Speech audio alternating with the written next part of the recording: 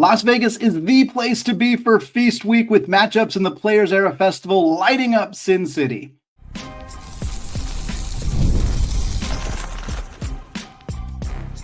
You are Locked On College Basketball, part of the Locked On Podcast Network. Your team every day. What's up, folks? Welcome into the Locked On College Basketball Podcast, the only daily national college hoop show out there, part of the Locked On Podcast Network, now the #1 sports podcasting network. We are your co-hosts. I'm Andy Patton. He is Isaac Schade, and you are joining us at the place to get your college basketball content every single day. I want to thank all of you who have made this show your first listen or your first watch of the day, and give a special shout out to those everyday listeners and those of you who are hanging out with us in the Locked On College Basketball Discord community. Today's episode is brought to you by Game Time. Right now, download the Game Time app, create an account, and use code LOCKEDONCollege. And folks, you will get $20 off your first purchase.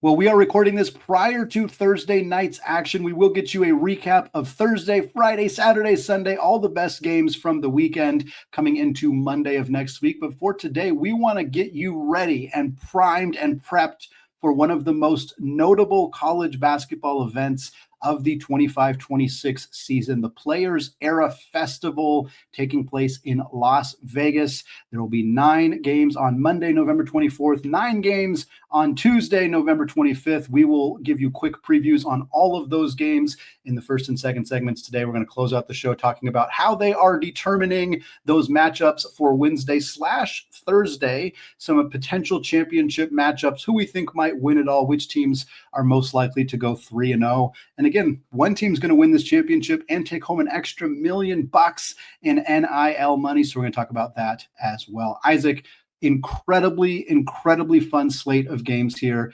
I put in the rankings here, the AP poll, but obviously by the time Monday rolls around, it's showing up that we got 13th ranked Gonzaga versus 11th ranked Alabama. I'm going to tell you right now, there's a pretty good chance that's a top 10 matchup by the time the AP poll comes out on Monday. At least it should be. So it's just some incredible basketball getting set to be played in the desert this next week. That's absolutely right, Andy. If I have never been to Las Vegas in my life. Quite frankly, I don't care if I ever go to Las Vegas, but this is the kind of thing that would make me this would make me go to Las Vegas, dude. I like the traditionalist in me, kind of bemoans the man, what's happening to MTs as we know them, Maui and stuff. Right. But the pure basketball of it, man, I am all in on this. And I'm so excited for it. Going to be fantastic games Monday and Tuesday, and both Wednesday and Thursday as well. And we're going to start it off right there on Monday of Thanksgiving week up against the first day of the Maui Invitational, which is the worst Maui field I've seen in some time, Andy. But this Players Era Festival makes up for it. Yeah, there's going to be an incredible slate of games. We're going to get right into them here. We put our predictions for each of these 9 games. A lot of similar predictions, a lot of matchups that some really great matchups, but some where we kind of feel like we got a sense of how this thing's going to go. We start at the top. Rutgers taking on the 20th ranked Vols of Tennessee, 1 p.m. Eastern time on TNT. Going with the Vols, Isaac, similar thought there. You feel like Rutgers got a chance here in the post Dylan Harper, Ace Bailey era. Andy, I wouldn't have felt like Rutgers had a chance even in the Ace Bailey, Dylan Harper era. So no, of course not after they leave. Yep. I'm with you on that one 100%. Tennessee, give me JaKobi Gillespie, give me Nate Ament. It's going to be a fun game for the Vols, but nobody else. Yep. I would agree with that 100%. Excited to see Nate Ament in action in this tournament overall, but not expecting ton of competitiveness in that one. Next up, Creighton Baylor, fun matchup here. Scott Drew, Greg McDermott, 2 Eastern time on True TV. I'm going with the Bears in this one as well. Creighton just didn't look all that good in their game against Gonzaga. They didn't even look that good in their most recent game against North Dakota. Baylor, obviously a new look roster, entirely new players from last year's team. Creighton's kind of integrating a lot of new players, which makes this a pretty intriguing matchup. But I think the Bears on paper have a better roster, and they have looked better in the early part of the season. Yeah, Andy, everything you said right there is what I wrestled with this in trying to pick this game, because I was like, well, Creighton hadn't looked good, but I don't know what Baylor is because they're literally completely brand new. But I think that Baylor's talent is better than Creighton's talent. And so that's what I'm leaning on here. But you got, from a coaching standpoint, man, I love Scott Drew versus Greg McDermott. So a lot of high level coaching, but yeah, I'm rocking with the Bears here. And we're going to be trying to find it on True TV. And so that I might not even get to watch this game, Andy, if I can't find the channel. Kansas, Notre Dame next up, 24th ranked Jayhawks. They will likely be out of the AP poll when this game rolls around, although I'm not sure that they should be after a really competitive game against Duke earlier in the week. The Darren Peterson status is obviously the biggest notable thing coming into this game for Bill Self's team. Frankly, I think Kansas beats Notre Dame either way, whether they have Darren Peterson or not. This game 3:30 on TNT. Isaac, do you think Notre Dame's got a chance in a situation where Peterson doesn't play for the Jayhawks? Sure don't. This is going to be rock chalk all the way. I think one of the nice, we saw Trey White really step up a lot in that Duke game. I think, it's one of the blessings in disguise. Anytime you lose somebody is other guys realize like, oh, I can't just rely on Darren Peterson to do it all anymore. So I expect Trey White to do some stuff. Looking for a big Flory Badunga game here as well. But look, there's a little engine that could for Notre Dame named Marcus Burton, and that's going to be fun to at least watch him. But what I'm really intrigued by is I think Kansas defense is really good, and they'll probably be able to not stop Marcus Burton, but at least slow him down enough for Kansas to win this game relatively easily. Like, give me 7 or 8 points. Yeah, I would agree with that too. And I think if Peterson played, I'd be really interested to see him defending Marcus Burton, because I don't think Peterson gets enough attention for how good he is on that end of the floor. But yeah, I think Kansas wins regardless. Next up, this is going to look like a 14 versus 16 matchup. Again, I think Iowa State will be higher when the poll comes out on Monday. It's 14 St. John's, 16 Iowa State, 4:30 on True TV. Again, St. John's, that we don't have FanDuel odds for this specific matchup. I think St. John's is going to be favored. I'm not going with St. John's. I'm going with Iowa State. I think they're the better team. They've played incredible. I think they are underrated significantly at 16. The Cyclones have looked phenomenal on both ends of the floor. I think give me every single minute that I can of Bryce Hopkins versus Joshua Jefferson. Like, let me just watch all of that, because that is going to be extraordinary basketball. But give me the Cyclones in this one. Dude, Andy, you named it. Like, if you hadn't said that about that, like that individual matchup is probably the day one Players Era festival matchup I'm looking forward to more than any other. Like, that is going to be electric all by itself. But look, here's the deal. Iowa State is all, it's Houston and Iowa State. And who else do you want to throw in for best defensive teams year in and year out? Otzelberger's always doing it. And this year is no different than that. I just think with the St. John's, like, what are we in the backcourt situation? You look at the front court that Iowa State brings and what Taman Lipsey is going to be able to do. I just think, like, the definition that Iowa State has in the backcourt versus the lack of it for St. John's, Iowa State wins this game. And you know what? Ken Palm, I'm looking at it right now. Actually, I think you're right. I think the actual FanDuel line will favor St. John's, but the analytics line favors the Cyclones, and so do you and I, Andy. You mentioned Houston already. They are the number 2 ranked Cougars, taking on Syracuse, 6 Eastern time on TNT. Probably one of the more, and with no disrespect to the Orange, but probably one of the more lopsided looking games in the first day of this event, just because Houston is, again, the top 2 team in the country. I'm taking the Cougs. I think Syracuse can do some fun stuff, and I'm excited to see Kai and Anthony in this one in particular. But yeah, the Cougs are a really, really tough team, and I think that's going to show out in this one. I'm guessing there's maybe 1 or 2 people in America, maybe they're in Montana or something, that haven't yet heard of Kingston Flemings. Yeah. But man, I'm excited for so many more people to see just what a dude he's been for Houston, alongside all of their great, like the JoJo Tugler and the Milo Suzanne and the names you already know, Emmanuel Sharp, etc. Yeah. But man, Kingston Flemings, I'm excited to see how he continues to ball, but against the tougher level of competition that Houston will face in Las Vegas. But Syracuse ain't that tougher level of competition. Cougars all day by 10-15.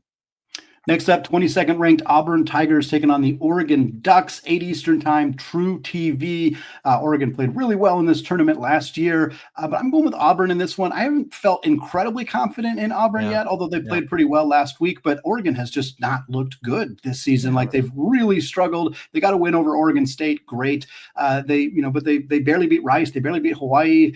Their health was an issue, but now with Shellstad back, they still haven't looked all that good. So give me Auburn in this one, but I'm not overly confident in Auburn or either of these teams. I just think that they might be the better team right now than what Oregon has looked like.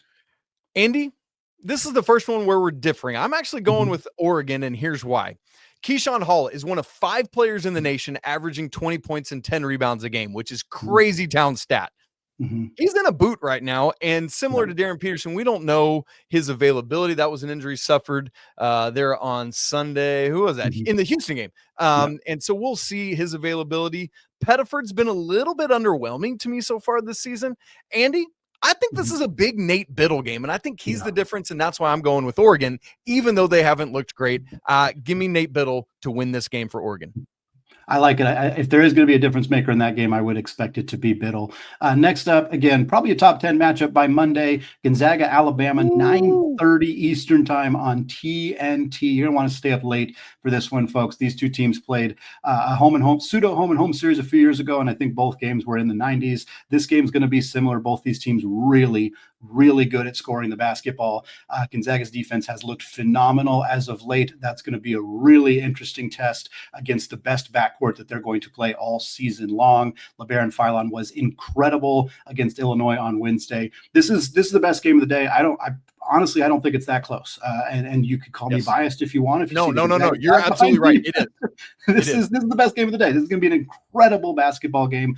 I'm gonna take Gonzaga. I think their front court is so dominant, and Alabama's front court just hasn't proven it as much. And while I think Gonzaga lines up well with Alabama, this Bama team is still really good. There's no chance this is more than a 5 or 6 point game, and I think it's going to be a fun 40 minutes of basketball.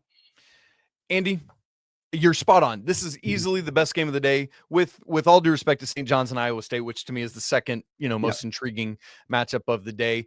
I went with Bama because I just like the storyline of them, that 4-game slog that we had talked about with St. John's, Purdue, Illinois, and the Zags. Just the fact that they could wind up going 3-1 in that slate. Like, we've been talking so much, and I thought you did it so well on yesterday's show, talking about Arizona's bona fides as best resume in the nation right now, and so therefore should be number 1, and I'm all on board with that. But even though Alabama lost to Purdue, if they win this game, even though they have 1 loss, they should be right there with Arizona as having one of the 2 best resumes in the nation. I mean, my goodness. And so, dude, this matchup, coin flip for me. I think here's what I ultimately want to say. I'm picking Alabama, but I believe in each of these teams from what I've seen earlier this season as Final Four potential. This could be a preview of teams we see well late into March, if that's okay for me to hedge my bets that way. Absolutely. And I have a feeling you are not going to say the same about these next 2 teams that we're talking about here, Michigan and San Diego State, 10:30 Eastern time on True TV. I'm taking Michigan. I don't feel great about Michigan. I haven't felt great about them really throughout the season, but they looked good in their most recent game. Meanwhile, San Diego State lost in overtime to Troy, and frankly, they were down, I think, 9 or 12, and went on a 12-0 run, and then hit a half-court shot to force overtime. They almost lost in double figures to Troy, finally forced overtime, and then still lost at home in overtime. That was with Magoon-Guath back and healthy for San Diego State. If he hadn't played, that changes the equation. I think ultimately Dutcher's team's going to be fine, but they are not in a good spot right now. Michigan might not be either, but I think talent wins out. So give me the Wolverines in this one. I think talent wins out as well, but this will be Magoon-Guath's second game back. Michigan, yes, San Diego State look, but dude, Michigan is proving to everyone why I sold on them all offseason. I mean, I saw Elliot Cadeau throw a pass the other night, up over his head, and I think it went into about the 132nd row of the arena. And I mean, it was just bad. Michigan had their backcourt troubles last year. They're all happening again this year. I close game. Neither team has looked great to me, but assuming that Magoon-Guath is Magoon-Guath in this game, he's the dominant factor. He's the best player in this game if everybody's healthy, with all due respect to Yaxel Lendeborg, who I think is great, but I think Magoon-Guath is the better NBA long-term prospect. So I'm going to rock with San Diego State here. Final game of the day at midnight Eastern time, UNLV taking on the Terps of Maryland. Those Maryland fans going to have to stay up late to watch this one on TNT. I'm going with Maryland in this one. We just saw Diggy Coit drop 41 in Maryland's most recent game. Obviously, the Farrell Payne injury is a big storyline for them as of right now. Not entirely clear what his status is going to be, but UNLV, obviously weird resume for Josh Pastner's team, lost some really ugly games early in the year, then went and beat Memphis on the road. That might say more about Memphis than it does about UNLV, but give me the Terps to win this one, even with UNLV getting what I don't imagine is going to be a significant home court advantage, but should in theory be some level of a home court advantage. And that's why I'm actually going to go with UNLV here. That win at Memphis, yes, UNLV had their struggles early, but I hate it with the Farrell Payne thing, but you got to take it into account. By the way, Bill Self's over there in Lawrence, Kansas, like, Diggy, where was this last year? What are you doing, bro? Anyway, I'm going to just take a little flyer here. Give me the running Rebs and Josh Pastner kind of at home there in Las Vegas to win this one. All right, Andy, that's Monday and it's 9 games. Woo. That's a slog. The fun continues on Tuesday with a whole other slate of 9 games. We're just mixing up all the matchups, the same 18 teams. We got Houston, Tennessee. We got Michigan, Auburn, highlighting 9 more games in the desert on Tuesday. Going to break it all down for you in just a second. Right after I tell you about game time, y'all, college basketball is back, and I couldn't be more excited. The madness, the rivalries, the energy in the stands, there's just nothing like it. But let's be real. Actually getting tickets can feel like more of a battle than the game itself. Endless queues, hidden fees, prices jumping up on you at checkout. And that's why I use Game Time, and I think you should too. It's the app that gives the advantage back to you, the fans. It's the easiest way to score last-minute tickets at the best prices with no surprise fees. What you see is actually what you pay. Isn't that great? Honestly, it's faster, it's cheaper, and it's less stressful than any other way I've bought tickets. And I love that you can find views from your seat right there in the app. Great tickets still available for this event that we're talking about, Players Era Festival. If you're looking for Session 4 tickets, for example, Gonzaga, Maryland, Bama, UNLV, you can get tickets in Section 24, Row H, on the sideline, right behind the visitor bench for just $159, man. Great deal. Take the guesswork out of buying college basketball tickets with Game Time. Download the app, create an account, and use code LOCKEDONCollege for $20 off. Again, that's promo code LOCKEDONCollege for $20 off. Terms apply. Swipe, tap, ticket, go. Download Game Time today.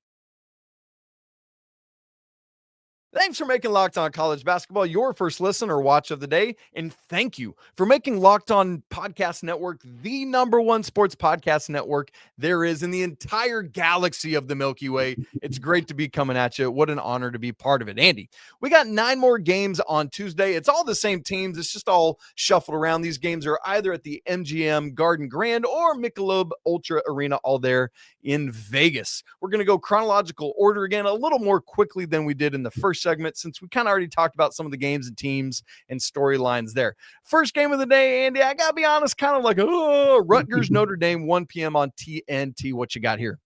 Yeah, Notre Dame. Notre Dame's going to win this one. I just don't feel good about where Rutgers is at. Marcus Burton, the best player in this game, and I think that's what's going to show out in this one. For me, as a West Coaster, in the morning, I suppose not in the morning for everybody else, but yes, a little 10 a.m., some eggs, some Tuesday morning Rutgers Notre Dame basketball. That is maybe not the best start to the day, but it's going to be a fun one either way. Yeah, that's an 11 a.m. Or is Vegas Pacific or Mountain Time? Vegas is Mountain Time. So yeah. 11 a.m. local. That's crazy. All right. Next tip up is number 16, Iowa State against Creighton, 2 p.m. on True TV. Andy, feels like, same kind of analysis we just talked about with Creighton. Iowa State just feels like right now the much better team in this game. Yeah. Creighton's going to be better in a couple months, but they are, with Owen Freeman's health and everything else going on, they're not at the spot that they need to be. And I don't really love either of these matchups for Creighton. I think Creighton should be good enough to win one of these 2 games, but I'm not projecting them to win either of them. I think Iowa State wins this one, and I think they might even win it like by double figures. Yeah, probably comfortably so. Andy, a similar situation perhaps at the next tip, 3:30 Eastern on TNT. Kansas against Syracuse. Like, with all due respect to the Orange and the ghost of Jimmy Boeheim, I guess that makes it sound like he's dead. He's not, but you know what I mean. Just, again, Darren Peterson or no Darren Peterson, I think Kansas wins this basketball game. Yeah, I remember when Kansas's odds for, like, the FanDuel odds for them to win the whole thing were really good, and I was kind of surprised until I saw their matchups, and I said, they kind of got a pretty good draw here. The fact that sans Peterson, Kansas should still go 2-0, I think, is a good sign for Bill Self's team. Give me them over Cuse here. Again, I think it might be a more competitive game without Peterson, but I think Kansas still has the talent, the coaching to win out in this one. Next up, Andy, 4:30 Eastern, True TV, St. John's and Baylor. Too much Rick Pitino here for the Bears? I think so. I honestly am kind of close on this game. Okay. I think if St. John's loses their first game, if they lose their first game to Iowa State, I think that Rick Pitino is going to get that team fired the heck up for this second game, and I think that might be enough for St. John's to find a way to win this one. But Baylor's a tough team to scout for. They're a really tough team to scout for when you're playing them, 24 hours after another game. I think this could be a potential trap game for St. John's. I'm hedging my bet a little bit. I am going to take the Johnnies, but I think this is going to be a tough one for them. I just don't know that Baylor has anybody for Zuby. Yeah. Or Bryce or Dylan. Like, I just think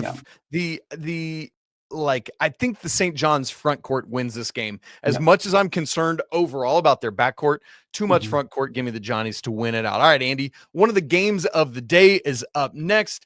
Houston, Tennessee, two of the best defenses to ever do it under Rick Barnes and under Kelvin Sampson, 6 p.m. Eastern on TNT. Can Nate Ament and crew do it? Or is just too much Houston smothering them? The storylines are endless in this game. You got Nate Ament versus the three great freshmen for Houston, with Chris Senack being the one most likely to actually line up against Ament at times. Obviously, we talked about Flemings earlier, Isaiah Harwell, we mentioned him as well.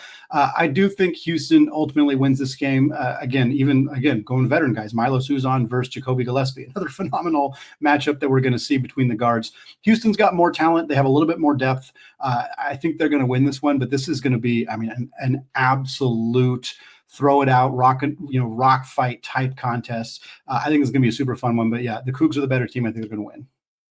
I'm really curious to see if JaKobi Gillespie can do something to kind of control this game. There's so much good that he does. But again, with Houston's plan of attack, I think they try to cut him off. Kind of cut the snake's head off. And ultimately, because of that, Houston too tough. They ultimately win it in a battle of two of the top 10 defenses in the nation. Andy, 8:30 Eastern, TNT, Michigan and Auburn. We talked about Michigan's backcourt not being great.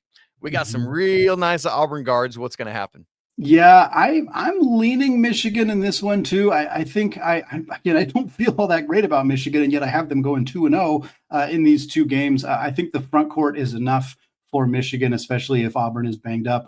I think that they're able to get it done with the way that we've been seeing Yaxel play. His most recent game was 25 and 12 for Lindenberg. Obviously, Demara has been good. I think the front court for Michigan is enough, even if there are very legitimate concerns about the backcourt. Even looking at Auburn, their backcourt has a lot of talent, but Todd Pettiford hasn't really played all that great as of yet. And so I think that you need a really big game from him in order to win this one. Not saying Auburn can't get that, but I'm leaning Michigan for a W here. Yep. I'm picking Auburn if Keyshawn Hall plays. If he doesn't, again, I don't think Michigan's backcourt is enough, but this is another situation where the front court does it, like Mariz Johnson, Demara, Yaxel Lendeborg. Man, that three-headed monster, I think probably overwhelms Auburn. If Keyshawn Hall doesn't play, that's what I'm watching for in this game. I'm going to pick Auburn, assuming he does, but we'll see what happens. Andy, Gonzaga, Maryland, you talked about it earlier. Man, just without Pharrell Payne, their best player, does Maryland have any hope here? Yeah, if Pharrell Payne is not playing, then no. And he's not. So there's that. Right. For Maryland without Payne, the front court depth is not good enough. You need to have a top 10 front court in college basketball to compete with Gonzaga in that space. Maryland probably doesn't even have that with Payne. They certainly don't have it without him. Their backcourt's not good enough to make up for it. I think Gonzaga wins this one. And honestly, I could see it running away from Maryland.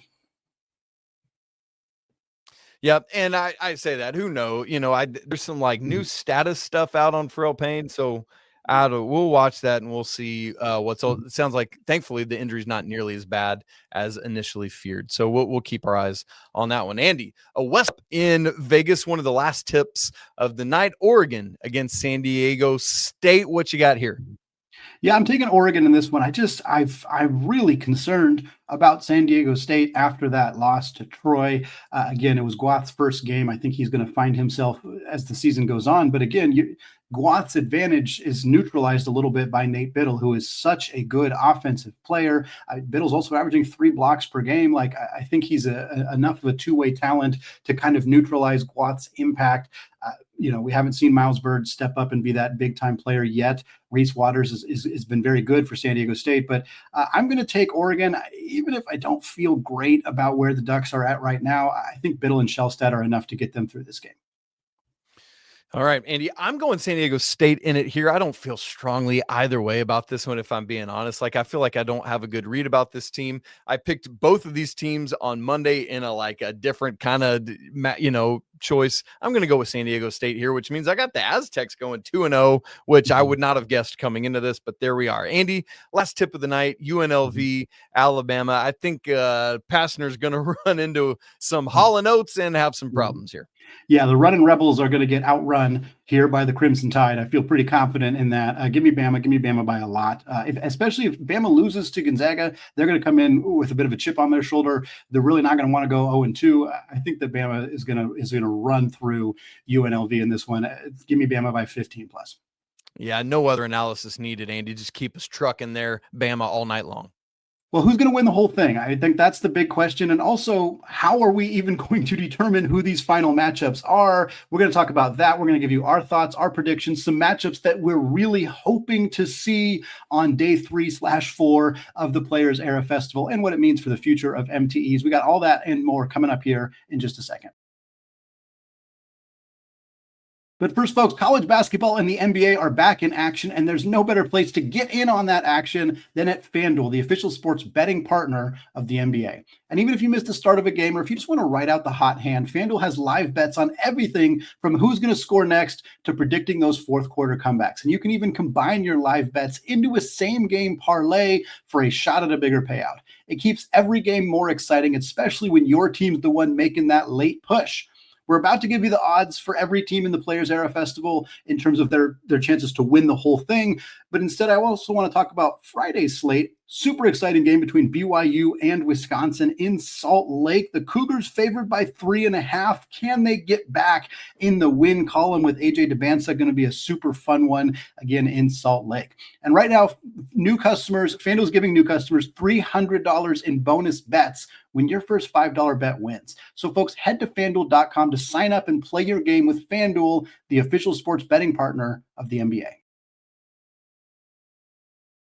All right, folks, segment 3 here, still talking Players Era Festival to close out the show, getting you ready for what's going to be an incredible 3 days / 4 days of college basketball in the desert. And folks, what I want to do here quickly is just give kind of what we know about how this bracket is going to break down after the first 2 games. Because what's going to happen is you're going to have a handful of games. Let's say you have 5 teams that went 2-0.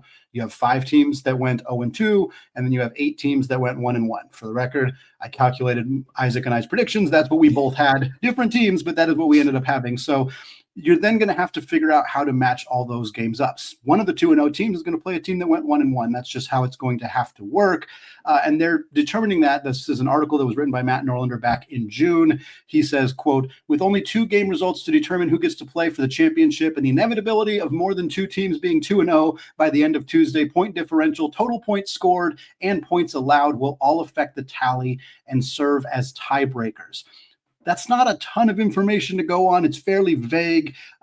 I think they're also going to look at trying to prevent conference matchups. So, I mean, they're probably not going to throw Iowa State and Kansas against each other, even if they're both 2-0. So I'm really interested to see how this shakes out. And Isaac, to you, I think you brought this up right before we hit record, but it feels like one of the last steps for the Players Era Festival is to kind of clean this part of it up, is to make sure that there is more clarity on how this event is bracketed and how it shakes out and who you're likely to play, because it's a little wonky right now trying to figure out, well, like, is Gonzaga going to match up with St. John's or Houston or Tennessee, or like, how is this all going to go? It's just a little bit chaotic in year 2 here. And you don't know what day you're playing on or what time or what arena. Like, Andy, part of the brilliance and the beauty of why March Madness is the best sporting event in the entire world is because it's perfect and beautiful and 64 teams, and you know when you're playing and who you're playing next and all that. There is no, goal differential and all, like, no, and that's part of why also, by the way, adding teams and putting this nebulous more, stuff on Tuesday and Wednesday before March Madness makes it like, no, don't mess with it, because we know exactly, like, you don't have to describe it or explain it. Like, let's go to football. When you look at football, every or overtime rules or something, like ESPN has a Reese Davis video that they pop up anytime there's overtime to explain how you do college football overtime. You need like a brain surgery or a rocket science degree to explain the CFP bracket to people. we need simplicity so that people can understand what they're looking at. And that's I would rather have 3 preordained matchups than the nebulousness of this right now, Andy. And I get that sure, the organizers probably ultimately want to be able to mix and match and put things together. But for example, you talked about it earlier. Kansas has 2 easy matchups. And so just based, if it's based on points differential and stuff like that, the Jayhawks probably should be in whatever championship game. But you're going to tell me I'm going to win 2 big games and I might not even be in the championship game? That makes zero sense as a sports fan. Clean it up, make it make sense. Right. It's one of those things where, if Kansas goes 2-0, they win their games by a combined 22 points. Tennessee goes 2-0, and that includes them upsetting Houston, which would be the biggest win that anybody could pick up in this event. But Tennessee wins those 2 games by a combined 6 points. You're telling me that Kansas is going to be in the championship game and Tennessee's not? That to me would be ridiculous. That doesn't make any sense. Tennessee would have the unquestionably best resume through those 2 games. Whereas again, Alabama, or let's say Gonzaga beats Alabama by 1, beats Maryland by 36. I'm not sure that necessarily means Gonzaga has the best resume either. So it's just going to be a little wonky. I'm not exactly sure. Somebody's going to be upset with the draw that they get on Wednesday or Thursday. I guarantee you that is going to happen. And hopefully that spurns some changes, some clarity, some fixes to this going forward, because I think there's a lot of really good in this event, but that's something that I feel like might end up tripping it up on Tuesday night or Wednesday morning when those games are revealed. Isaac, I'm going to tell you the top 6 teams in terms of the best FanDuel odds to win this whole thing. And I'm going to read them to you, and I want you to tell me what stands out to you. Which of these teams maybe are you surprised is where they are? Maybe which teams are you surprised are not among the top odds in terms of FanDuel's thoughts about this event. So we got Houston at number 1, plus 310. They're playing Syracuse and Tennessee. As a reminder, the orange teams. Gonzaga plus 500. They're playing Bama and Maryland. Tennessee at plus 650. They're playing Rutgers and Houston. Iowa State at plus 750. They got St. John's and Creighton. St. John's at plus 1100. They got Iowa State and Baylor. And then Kansas next up, plus 1200. They got Notre Dame and Syracuse. What stands out to you about that group right there? I think the odds are weird.